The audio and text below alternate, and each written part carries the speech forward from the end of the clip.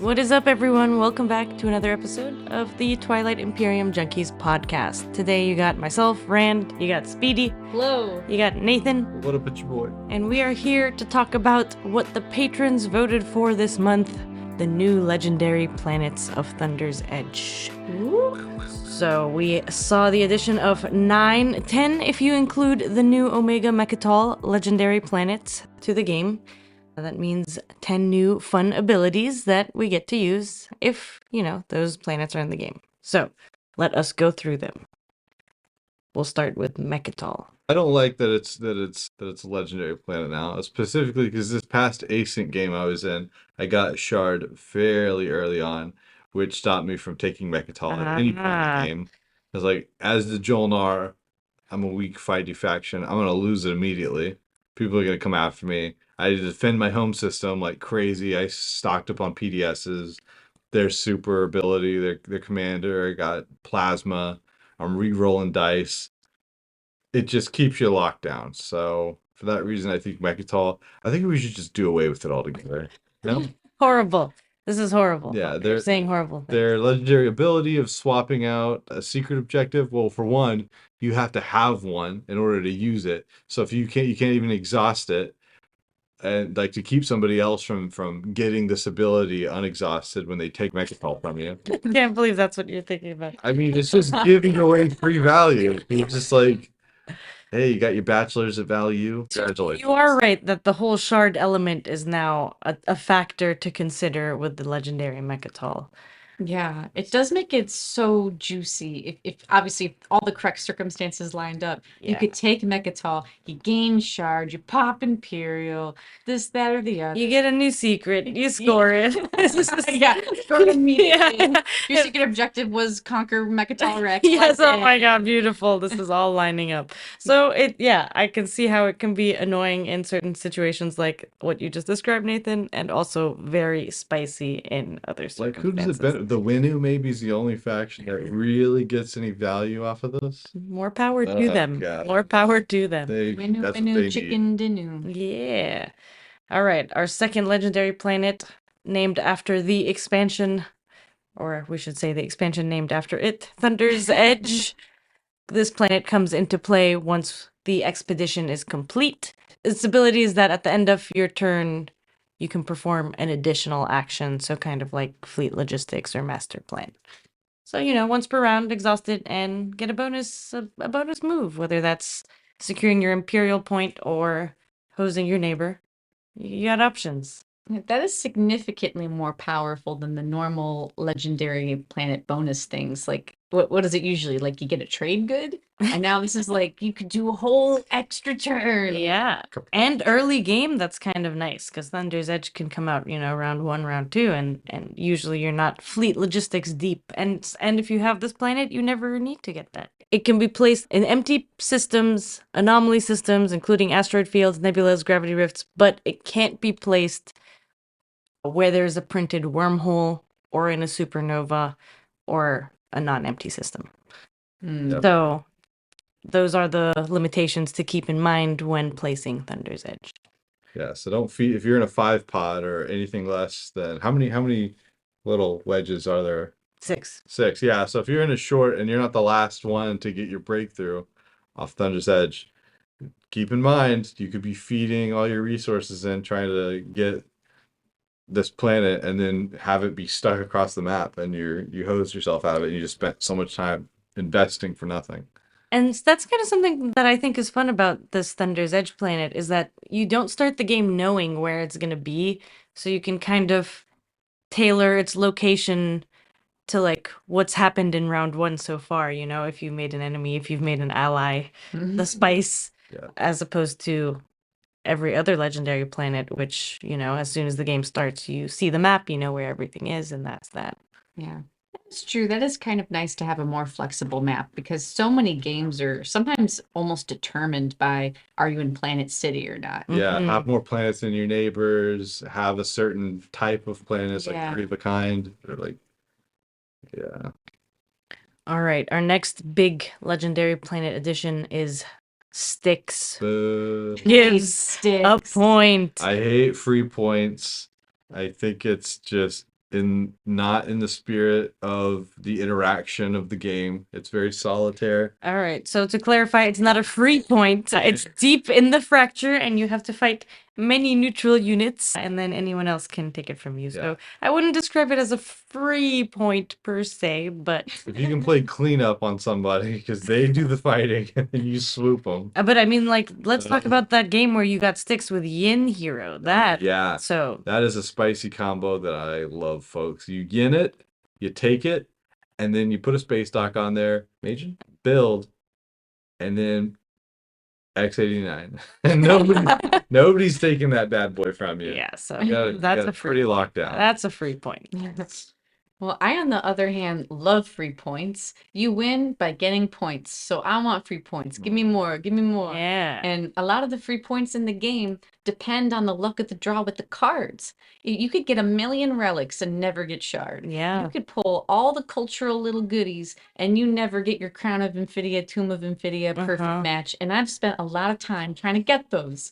So at least you can plot to go attack sticks. Yes. You can get it by brute force. Yes, I do love that it also gives an alternative point opportunity that's like guaranteed, like you said, that it's on the board. You just have to do the math, Right.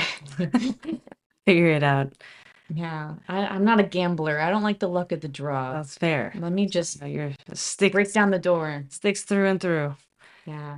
Um, Wow, such disagreement on this podcast. yeah, controversies. blows. Yeah. Leave a comment below who you agree with about what the deal with sticks is. Yeah. You like free points? You don't like free points? Yeah. Yeah, love free points. Which one of us is wrong?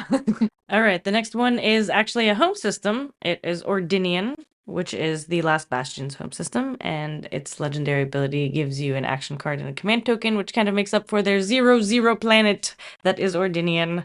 So, I guess this kind of just evens their deal out. What do you guys think? We haven't really seen a whole lot of play of this, mostly because, was it The Last Bastards doesn't really see much gameplay at our table? They're just not good unless you're playing like a 14-point game where you really get to develop a lot of their abilities. So in like a 10-point game, the fatigue hits and it's like, they have to get into ground combat in order for them to like really shine. So Yeah. haven't seen a lot of these boys in action yet. But summer's coming up. It's gonna be hot. People love that AC.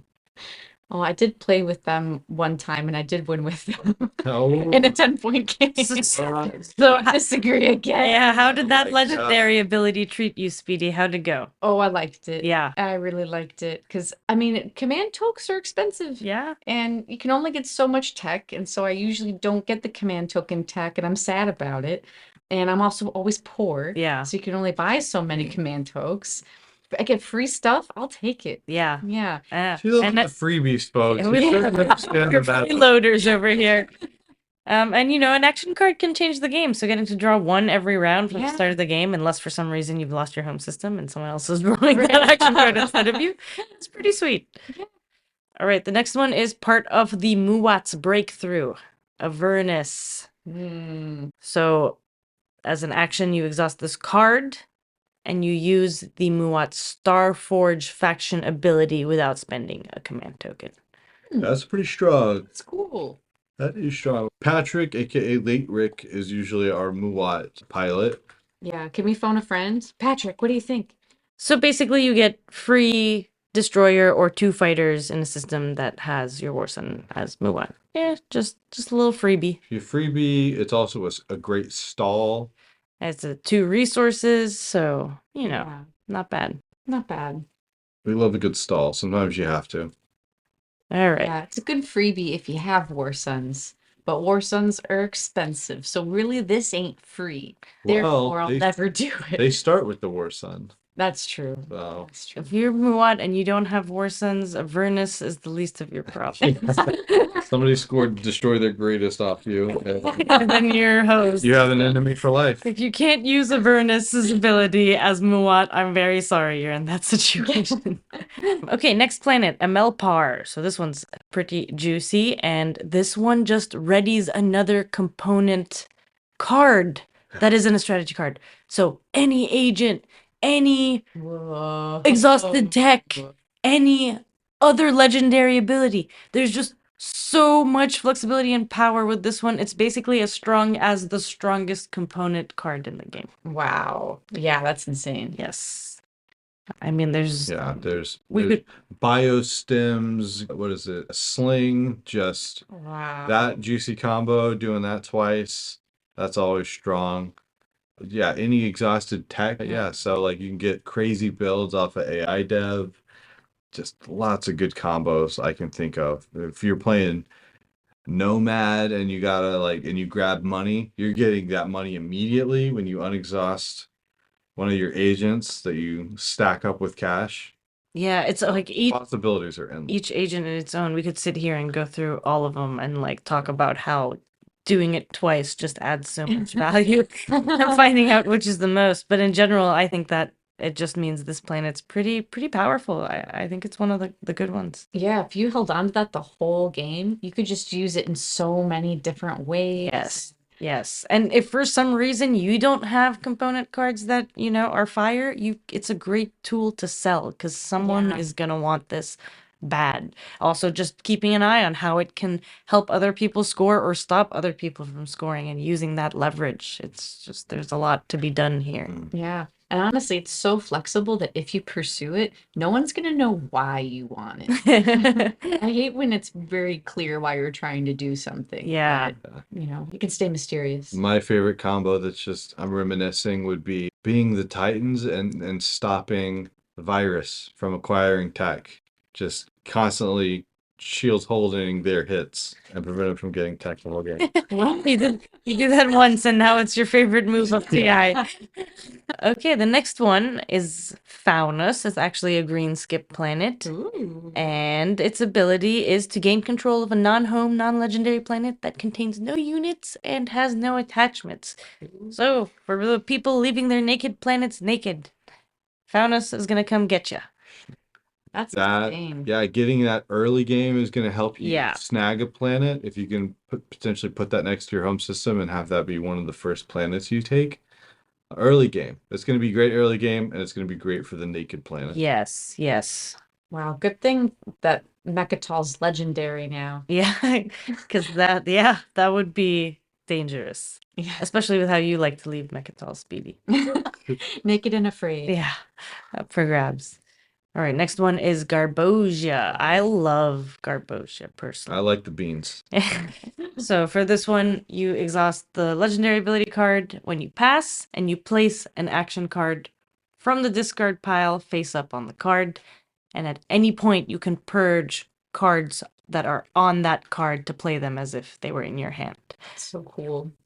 It's cool because you can pile up on a bunch of cards, each round. Or so let's take a moment and imagine ML Par letting you do this twice. But the idea is you pile up a bunch of action cards, and what's spicy is that if someone takes Garbosia, that's their hand of action cards now.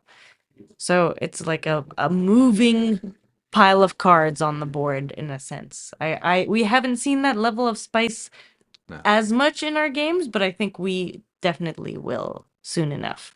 We did see it become relevant when somebody tried to reuse a quasi-saboed Imperial Rider, and then somebody else picked it up, and I was like, yes. I was like, please let them be high enough functioning, do the math, waste a sabotage on the second, or have them hold on to it for the second use of this Imperial Rider, so that way they take the heat, and I can get away with my unexpected action. Love that. All right, next one is Industrix. This is a red skip. And for this one, when you pass and exhaust the card, you place a ship that matches a unit upgrade technology you own from your reinforcements into a system that contains your ships. So, I mean, if you have a War Sun, you get a free War Sun. That's that. That's strong. Wow. And is this one in rocks? You need anti-mass to even get to this one. So if you're a faction that starts in anti-mass, congratulations. If you're not, Yikes. you better get it quick. Yeah. But I mean, you're gonna get gravity drive anyway. Who are we kidding? Blue is just a default tech tree to go down. Yep.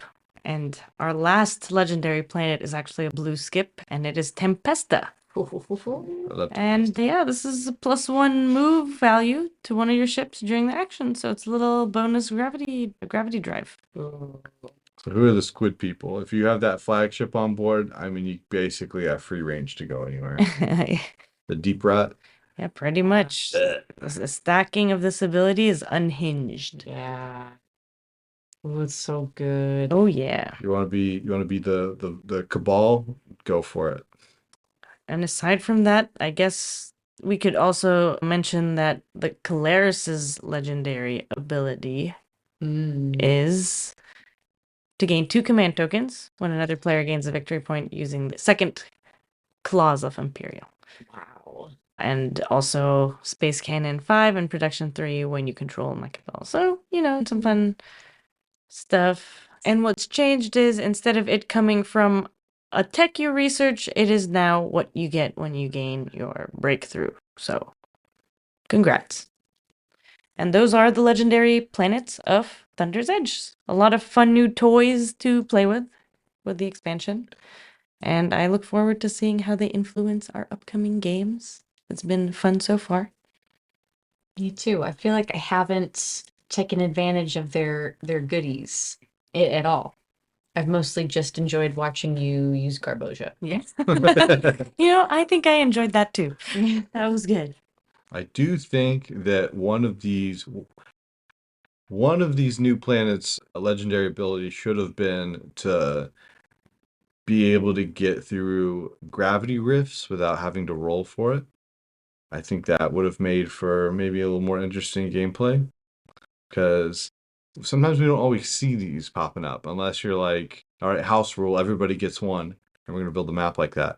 But I think we pretty much always see a few gravity rifts on the map. Yeah. We did get that as a relic ability, though, with Thunder's Edge. Did we get it as a relic? Oh, yeah. And now you're just... I'm just poking holes. I never get relics. I'm relic 4. Then Speedy and Nathan don't like to play the lotto. They just want sticks, but Nathan doesn't want sticks. What does Nathan want? We don't know. Depends on the game. Well, thanks for tuning in, everyone. And the next Patreon poll is up now. So, get your votes in and let us know what you want to hear us talk about on the pod next month. Keep voting for Nathan's meditation, because I want that one to Oh happen. my! Yes, it was actually a tie between How one is and that that one. possible? And It was a one-off joke, and it turned into make them do it. We're gonna make them do it. it's its own thing now.